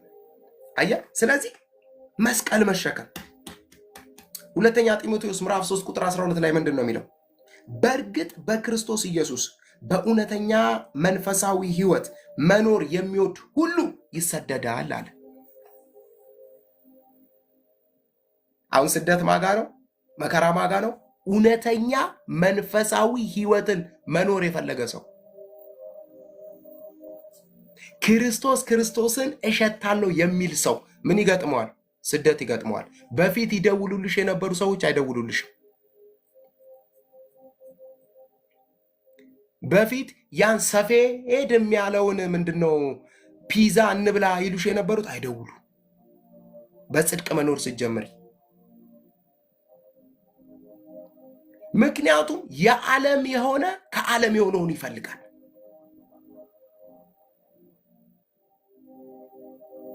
አይፈልግም። የጨከነውን አይፈልግም። አረ ምን ችግር አለው እኮ ምን ችግር አለው? ዘፈን ነው ግን እኮ የሆነ እንትን እኮ ነው ምና አረ አይፈልግም።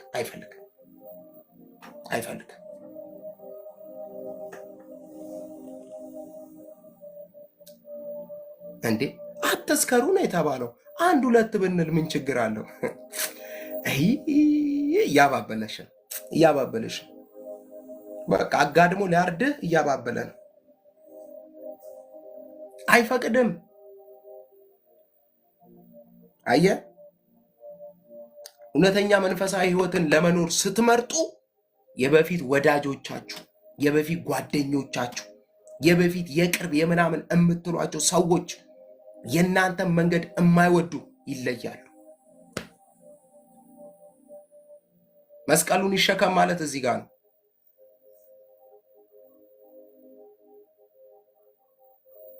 መስቀልን ትሸከሚያለሽ። ባይዘወይ መስቀል መሸከም ይቻላል፣ መወርወርም ይቻላል። ማለት እግዚአብሔር አያስገድድም። መሸከምም ይቻላል፣ በቃኝ ብሎ መወርወርም ይቻላል። ሪዋርዱን ግን እንቀበላለን።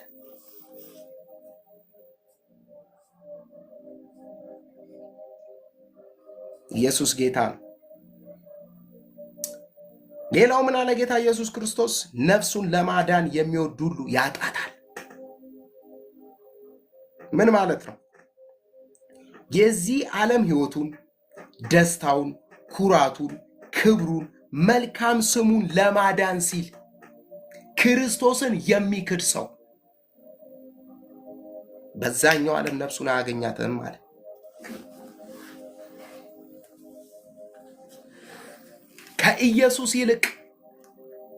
ከኢየሱስ ይልቅ ክብሩ የበለጠበት፣ ከኢየሱስ ይልቅ መስሪያ ቤት የበለጠበት፣ ከኢየሱስ ይልቅ ቤተሰቦች የበለጡበት። አንዳንዱ እኮ ጌታ ኢየሱስ ክርስቶስን ለምንድን ነው የማትቀበለው ስትሉት እናቴ ትሞትብኛለች አይደል? ለምንድን ነው ወደ ኢየሱስ የማትመጣው? ጎረቤት ፍራቻ። ለምንድን ነው ወደ ኢየሱስ የማትመጣው? እህቴን ፍራቻ። ለምንድን ነው ወደ ኢየሱስ የማትመጣው? ስራዬን ፍራቻ። አየ ምኑ በልጦበታል? ደስታው በልጦበታል። ምኑ በልጦበታል? ክብሩ በልጦበታል። ኦኬ ምኑ በልጦበታል? ኩራቱ፣ ፕራይዱ በልጦበታል። ከዚህ የተነሳ ወደ ኢየሱስ አይመጣም።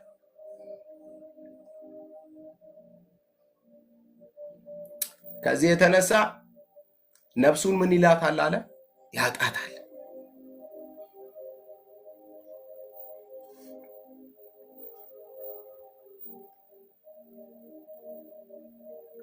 ዋው!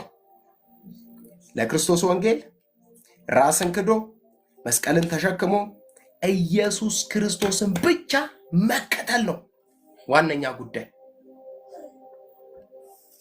ያን ጊዜ ነፍስ ወደ ዘላለማዊ አባቷ ትገባለች። ምክንያቱም ዓለማዊ ህይወትና መንፈሳዊ ህይወት ለየቅል ናቸው፣ ተጻራሪ ናቸው፣ አይስማሙም፣ በፍጹም አይገናኙም። እሳትና ውሃ እንደማይስማሙት ሁሉ ዓለማዊነትና መንፈሳዊነት በምንም መልኩ ልታስማሟቸው አትችሉም። ስለዚህ ጌታ ኢየሱስ ክርስቶስ ምን አለ? ምርጫ አድርግ።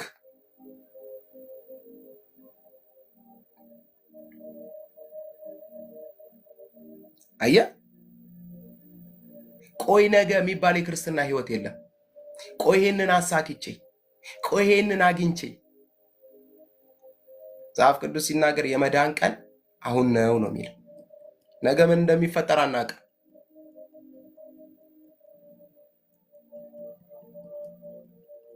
አንቺ ከዳንሽ በኋላ ነው እናትሽን የምታድኛት። አንተ ከዳንክ በኋላ ነው እህትህን የምታድናት። እግዚአብሔር በዛ ቤተሰብ ውስጥ አንተን ነው መጀመሪያ መድኃኒት አድርጎ የሚልከው።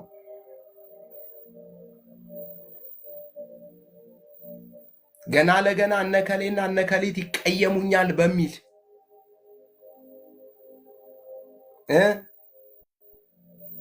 ላለበላኸው ዕቁብ ገና ስትጨነቅ ዘላለማዊ እንዳታበላሽ። ማንም እኔን የሚወድ ቢኖር ራሱን ይካድ፣ መስቀሉን ይሸከምና ይከተለኝ። ነፍሱን ሊያድን የሚወድ ሁሉ ያጠፋታል፣ ስለ እኔ ግን ስለ ነው ወንጌል ነፍሱን የሚያጠፋ ሁሉ ግን ያድናታል። አልፈልግም የሚላል፣ ይቅርብኝ የሚላል፣ ክብር ነው ይቅርብኝ። ዕብራውያን መጽሐፍ ላይ ሲናገር ሙሴ ምንድን ነው ያደረገው? የፈርዖን የልጅ ልጅ ከመባል ይልቅ ከእግዚአብሔር ሕዝብ ጋር መከራን መቀበል መረጠ። አየህ፣ በጣም የሚያመቻች እሺ አስብሎ እኮ የሚያስኖር ህይወት አለ። እሺ ልሁን እዚህ የሚያስብል ህይወት አለ። የሆነ ደስ የሚል ነገር አለ። ግን ኖ አለ፣ ይቅርብኝ። ለምን? ብድራቱን ትኩር ብሎ ተመልክቷልና፣ የሚበልጠውን ክብር አይቷልና።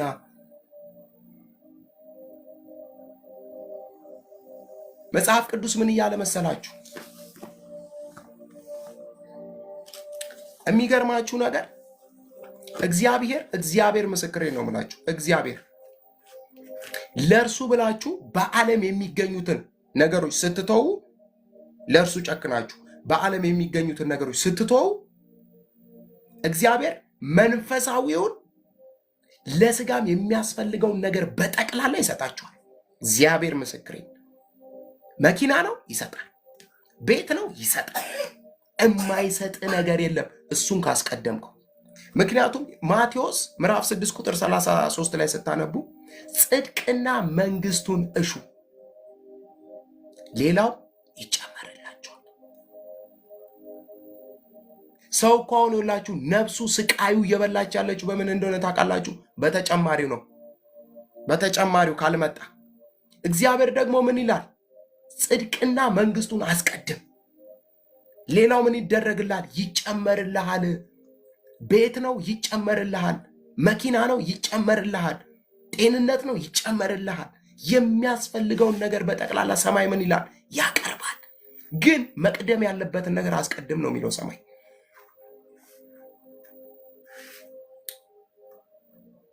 ብዙ ሰው የክርስትና ህይወቱን የሚተው ተጨማሪ በሆነው ጉዳይ ነው። ብዙ ሰው የክርስትና ህይወቱን የሚተው ተጨማሪ በሆነው ጉዳይ፣ ነገ እጅ ላይ ሲገባ በሚያረጀው ነገር፣ ነገ እጅ ላይ ሲገባ ወይኔ ለዚህ ነው በምትለው ጉዳይ በምንለው ጉዳይ ዘመናችንን እንጨርሳለን።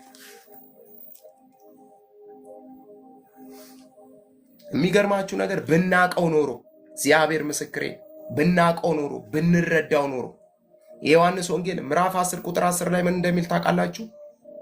እኔ ህይወት ልሰጣችሁ ብቻ አይደለም የመጣሁት እንዲበዛላችሁም ጭምር ነው አለ። ጌታ ኢየሱስ ክርስቶስ የሰጠን ህይወት የሚትረፈረፍ የሚበዛ ህይወት ነው የሰጠን። በትዳር የሚትረፈረፍ፣ በስራ የሚትረፈረፍ፣ በአገልግሎት የሚትረፈረፍ፣ በየትኛውም አቅጣጫ የሚትረፈረፍን ህይወት ነው ጌታ ኢየሱስ የሰጠን። እጅግ በጣም ብለሲንግ ያለበትን ህይወት ነው የሰጠን። ሰው ግን ይሄን ካለማወቁ የተነሳ ነፍሱን ለማይገባ ነገር አስገዝቶ ሲኖር ዘመኑን ይጨርሳል።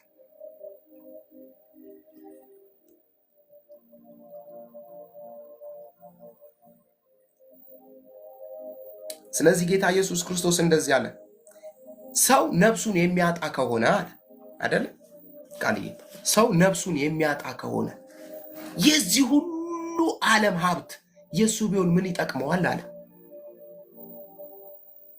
ባለፈው ብያቸዋለሁ አይደለ? የአይፎን ስልክ መስራች ባለቤት ሲሞት 10 ቢሊዮን ዶላር ነው ትቶ የሞተው።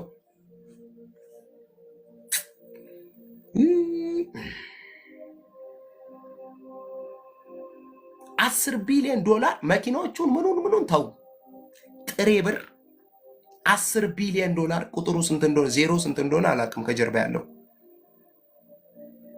እነሱን ሁሉ ትቶ ሄደ። ሰው ዓለምን ሁሉ ቢያተርፍ ነፍሱን ግን ቢያጎድል ምን ይጠቅመዋል? ይህ ሁሉ የዓለም ንዋይ የእናንተ ሆኑ እያላቸው ነው። ዘላለምን ብታጡ ምን ያደርግላቸዋል? ይሄ እሳት የተቀጠረለት ዓለም፣ ይሄ ምድር እኮ እሳት ተቀጥሮለታል። አሁን የምታዩ ፎቅ፣ አሁን የምታዩ መኪና፣ አሁን በጣም ደርሼበታለሁ የምትይበት ቦታ የሆነ ቀን መጽሐፍ ቅዱስ ጴጥሮስ ላይ እሳት ተቀጥሮለታል ይላል። እሳት ሊበላው ለተዘጋጀው ዓለም እኔና አንቺ ነፍሳችን ይወጣል።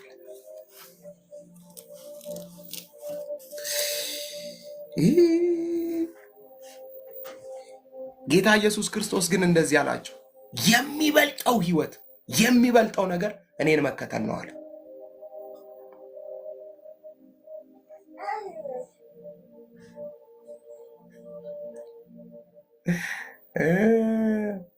ኢየሱስ ጌታ ነው። ክብር ለመንፈስ ቅዱስ ይሁን። አንተ ስገባ ታወራዋለህ ስለሱ ሰውዬ። ጋይስ አየህ ምን ያደርጋል? አንድ ጊዜ አንድ ነገር ሰማሁ። በእውነት ነው ምላችሁ፣ በእውነት አንድ ታሪክ ሰማሁ። አንድ ሰው እጅግ በጣም ሀብታም ነው፣ እጅግ በጣም ሀብታም እና ያንን ገንዘብ ለማግኘት የከፈለው ዋጋ ልነግራችሁ አልችልም። እዛ ደረጃ ለመድረስ የሚገርማችሁ ነገር ሊድን የማይችል ካንሰር ጋር ደረሰ በሽታው። ኦልሬዲ ሊድን አይችልም። በቃ በጣም ብዙ ብር ነው ይዞ የሄደ ሆስፒታል። የምትፈልጉትን ብር ይኸው አለና ሰጣቸውና ህይወቴን አድኑልኝ አላቸው። እናዝናለን፣ ልናድን አንችልም ማለት። ኦልሬዲ የመጨረሻ ካንሰር ላይ ነን፣ በምንም አይድንም ማለት። ገንዘብ አያድነኝም አላቸው። አዎ። ይሄ ሁሉ የሰበሰብኩት ነገር አያድነኝም አላቸው። አዎ። ሰውየው እንዴት እንደተሰበረ፣ ሰውየው እንዴት እንዳዘነ፣ ለዘመናት የለፋበት ነገር ነፍሱን ግን ሊያድንለት አልቻለም።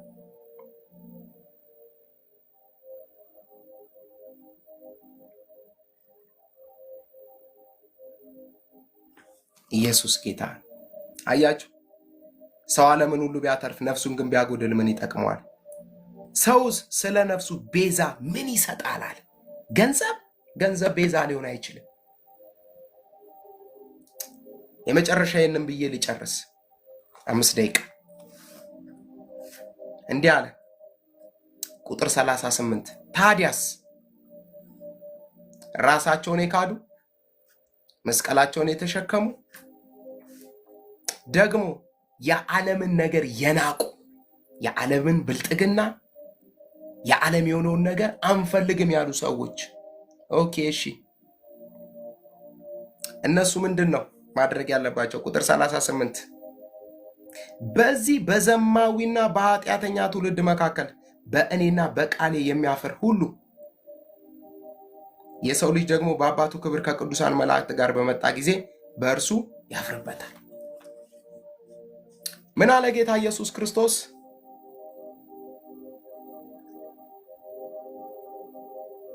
በዚህ በዘማዊና በኃጢአተኛ ትውልድ መካከል አሁን በምትኖሩበት ማህበረሰብ መካከል በእኔና በቃሌ ማለት ምን ማለት ነው? በእኔና በዚህ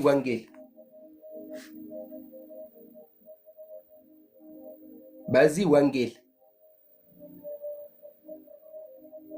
አንዳንዱ እኮ እውነት ነው ብላችሁ በጌታ ይሁን በመሪ ጌታ ይሁን እግዚአብሔር ይወቀው።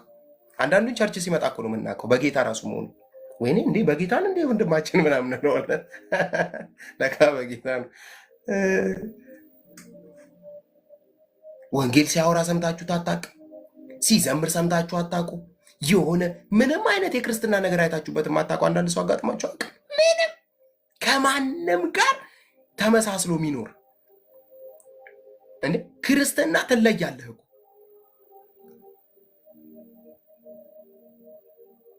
በዚህ በዘማዊና በኃጢአተኛ ትውልድ መካከል አለ በእኔና በቃሌ የማያፍር አያችሁ፣ ያሳፍራል ማለት ነው።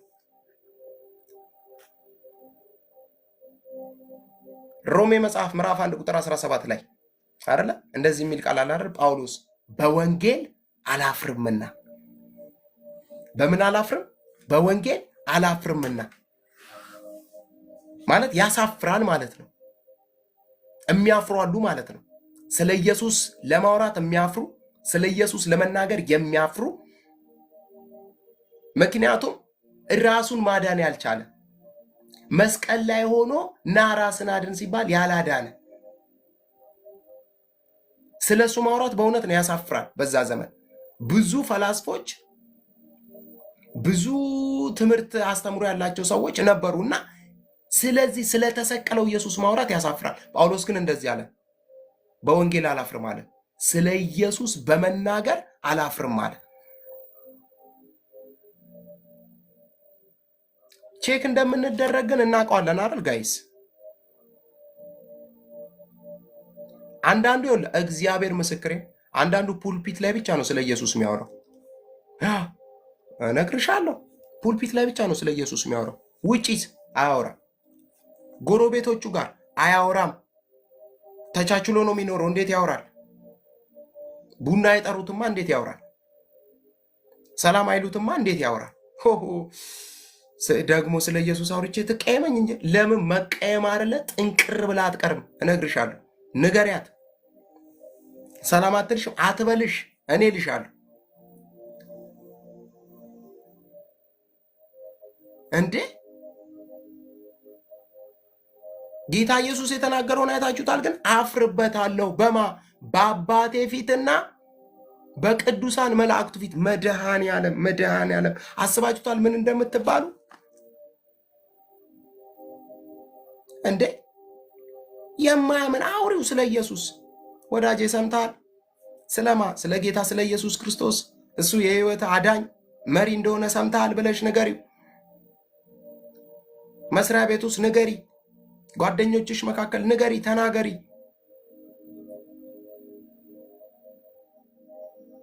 አየ አንድ ጊዜ እኔ ማዘርን ወደ ጌታ ከመጣች በኋላ በጣም ነው ይህን ቃል የምንጫወተውና ቤት እና ይህን ነገርኳት። ስለ እኔ በሰው ፊት የሚናገር እኔ ደግሞ በአባቴ ፊት እናገርለታለሁ። የሚገርማችሁ ይሄ ቃል ያው እነሱ የወረቀቱ መጽሐፍ ብዙ ማያነቡ ይሄ ቃል እዚህ ውስጥ ተቀረቀረባት። ላገኘችው ጨርቁን ይዛ ትናገራለች። እብዲውን ጤነኛ፣ ሀብታሚውን ድሃ፣ የተማረውን ያልተማረ፣ ጎረቤቱን ምናምን ይዛው ኢየሱስ ነው አዳኝ ትላለች። ለምን ይመሰክርልኛል እዛ ትላለች። ይመሰክርልኛል እዛ የት? እዛ በቅዱሳን ፊት በመላእክቶች ፊት መሰከረችልኝ ይለኛል። ይሄ ጭንቅላቷ ውስጥ ስለገባ ትመሰክራለች እየሄደች። እግዚአብሔር ስንት መድረክ ሰጥቶን ይሆን እንድንመሰክር? ስንት መድረክ። አትፈሪ፣ እግዚአብሔር ምስክሬን ስታወሪ። ሃሌሉያ፣ ክብር ለጌታ ይሁን። እንትንሽ ራሱ በጌታ መሆንሽ ይታወቅ። ሰላምታሽ ራሱ በጌታ መሆንሽ ይታወቅ። አንዳንዱ እኮ ያመልጠውና አዌ መስገን የማይላለ ብላል ዘንድሮ አምልጦት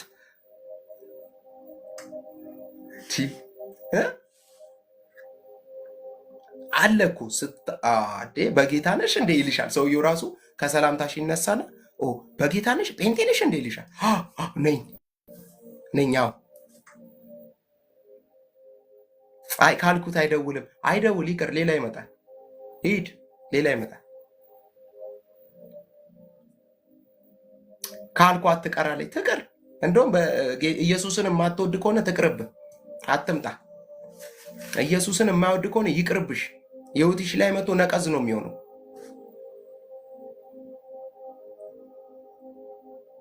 ነቢይ ለነቢይ ከምታሳጂ በጌታ የሆነ ይሻልሽ።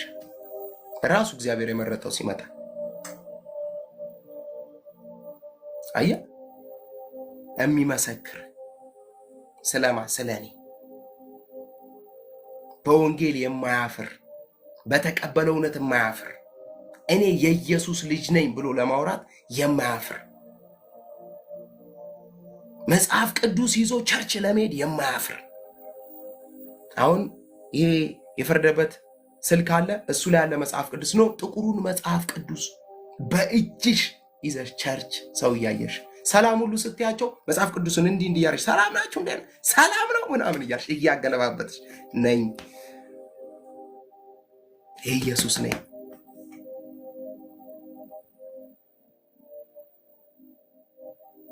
ያቅ እንዳማረብን ጥንጥጥ ያለ ጴንጤ እንደሆንን ዘመናችንን እንጨርሳለን። ምርጥ የጌታ ልጅ ሆነን ዘመናችንን እንጨርሳለን። ምርጥ ኧረ እሷ አክራሪ ጴንጤ ነች ተብለሽ ትጨርሻለሽ በኢየሱስ ስም። ኧረ እሷ በጌዛ አትደራደርም በጌታ በኢየሱስ ስም ብለሽ በጌታ በኢየሱስ ስም ትገለጫለሽ። ኧረ እሷ አፍ ላይ ከኢየሱስ ውጭ አይወራም። እሷ አፍ ላይ ከኢየሱስ ውጭ ንግግር የለም። ኧረ ቤቷ ውስጥ ከኢየሱስ ውጭ ወሬ የለም። ቤትሽን በኢየሱስ ስም ለኢየሱስ ቀደስኩት። በእውነት ትዳርሽን ለኢየሱስ ቀደስኩት። ልጆችሽን ለኢየሱስ ቀደስኳቸው። በጌታ በኢየሱስም አንደበትሽን ወንጌል እንድትናገሪበት ብቻ ቀደስኩት። በጌታ በኢየሱስ ክርስቶስ ስም ስልጣን። ልክ ገና ሲያዋሩሽ ይገርምሻል። የቆሮንቶስ መጽሐፍ ብለሽ ትጀምሪያለሽ። በጌታ በኢየሱስ ታዲያ ቃልዬ ስንቴ ይዘህ ነው ሄድን እዚህ ጋር ሰክተን እንደዚህ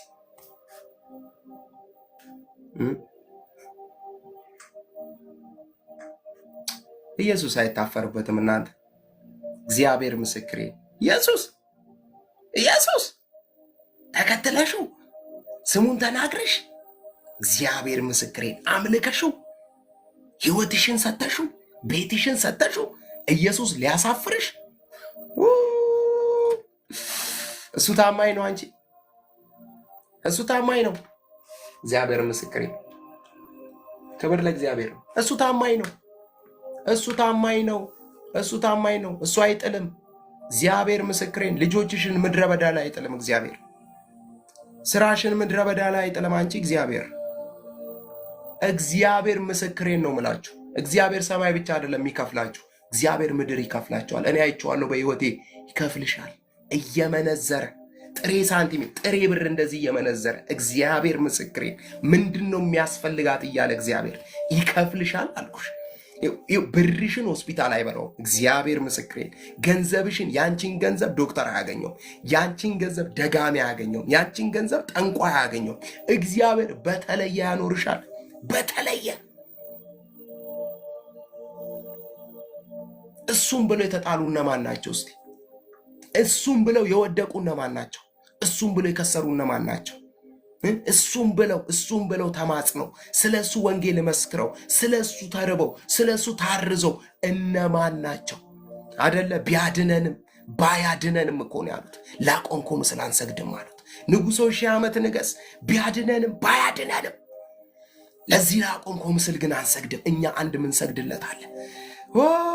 በእውነትና በመንፈስ የሚመለክ ማናቀው አባቶቻችን የነገሩን አለ። አንድ ያህዌ የሚባል አንድ አለ። ሃሌሉያ! ለሱ ነው የምንሰግደው። ንጉሥ ሆይ ከፈለገ እሳቱ እንደፈለግ አንድደው አሉት። 7 እጥፍ ሊነድ ነው። ከዛም ጨምረ አንድደው። አንሰግድም። አያሳፍርህም። ለሱ ጸንተሽ ስቆም አያሳፍርሽም። ለሱ ጸንተሽ አየሽ፣ ለሱ ጸንተሽ ቤትሽን ለሱ ገብረሽ ገንዘብሽን ለሱ ኢንቨስት አድርገሽ ለወንጌል ኢንቨስት አድርገሽ ለሱ ስራ ነገርሽን ሰውተሽ እሱ ሊያሳፍር እግዚአብሔር ምስክር